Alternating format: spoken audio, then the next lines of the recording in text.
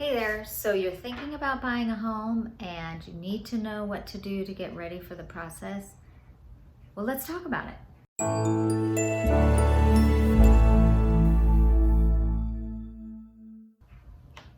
So you're thinking about buying a home and you want to know what to do to prepare for the process? Stay tuned. So I'm going to talk to you today about some tips of how you can be best prepared to purchase your first home, or even a move-up home if you haven't done the mortgage process in a long time. You know, they say when you're better prepared, better informed, you make better decisions. And I am a firm believer in all of that. And it's so important for you to prepare for one of the biggest investments of your lifetime, purchasing a home. And today we're going to talk about ways you can be prepared. So long before you are actually ready to jump in, you should know what your credit score is. There's plenty of tools out there that can help you find your consumer credit score, and when you're actually ready to get with a lender and find out your mortgage credit score. But that's the first place to start, because your credit score is going to be dictating your risk with the lender. It's going to dictate your down payment, it's going to dictate mortgage insurance if you need it or not, and the loan programs that are available. Next is more for mindset, but you need to know a budget. You need to have sat down, written out your expenses, and know what you can afford compared to what you're paying now. Because of course there is qualifying ratios that you have to meet, but knowing your budget will help you sit down, go through your bills. Maybe there's things you're paying for you didn't even realize that you could eliminate, but having that budget in place in advance will help with knowing your numbers. And that leads us into the debt to income ratios, right?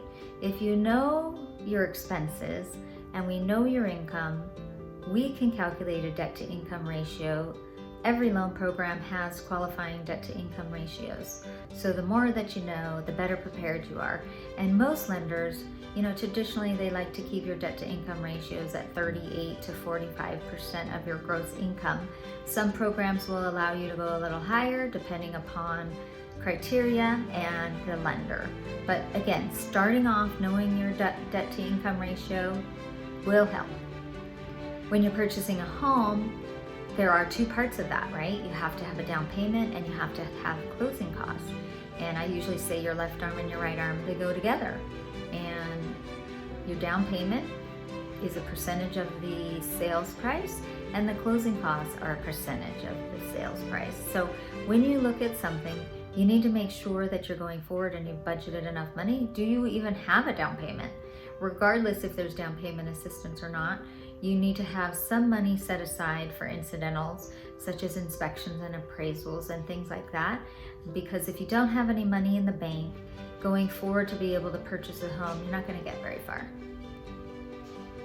And that leads us into being able to show ability to repay. Every lender is going to be asking you for income documentation such as pay stubs and W-2s, tax returns, things like that, just to make sure that you have enough income coming in to be able to repay that mortgage, because that's part of your qualifying. So being able to prove that and prove a 2-year work history is certainly important going forward when you're buying a house.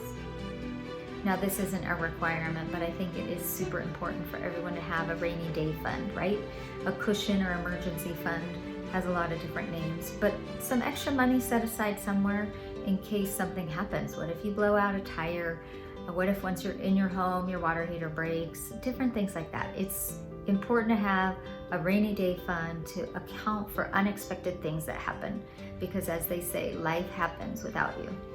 Last but not least is actually getting with a mortgage lender and getting pre-approved. Now that might seem scary, but if you've done all of the other steps and you've been talking with someone already, then you will definitely be prepared. But getting pre-approved will actually have a mortgage credit report. The lender will be able to do your qualifying ratios, and you'll know your buying power going forward.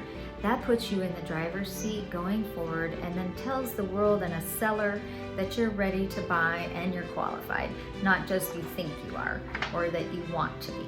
So getting pre-approved is that final step, kind of like the icing on the cupcake, and certainly will give you some peace of mind going forward when you're purchasing a home. I hope this information has helped you. Buying a home is a big decision, but it is the most rewarding one you'll make in your lifetime. And if you need help, I'm certainly here to answer questions. Hi, I'm Aundrea Beach-Greco, your local mortgage expert, serving Las Vegas residents for the last 24 years with their credit, wealth, and finances. It's super important to me that we help you with the largest investment of your lifetime, your home. And you can reach out to me if you have questions, comments. Oh, and if you're new to my channel, make sure you like, subscribe, and tap that little bell. I post new content all the time.